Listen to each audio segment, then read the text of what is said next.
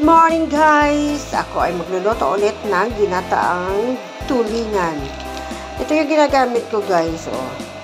Instead na suka, ito yung ginagamit ko ang sinigang mix.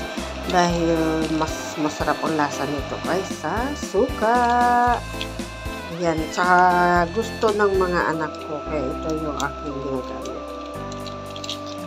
Sa pagluluto naman ito ang ginataan, sabay-sabay lamang. At pagkuluan, ilalagay ko na yung gata.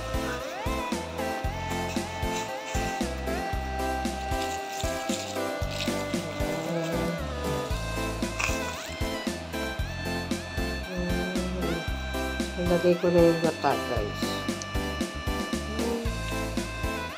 Sabay-sabay na natin para mabilis.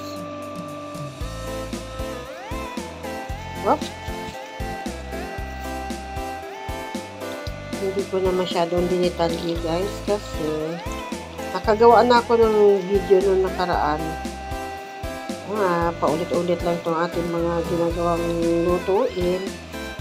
Kaya hindi natin ditalye.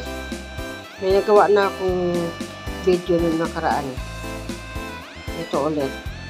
Sayang naman ang video kaya ang importante, meron tayong upload.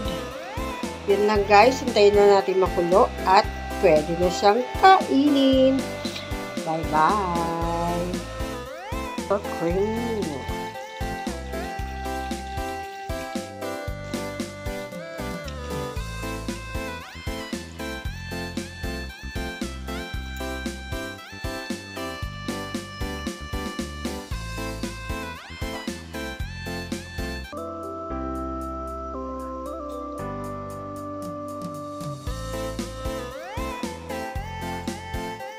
Na guys, luto na yung ating super yummy ginataang tulingan.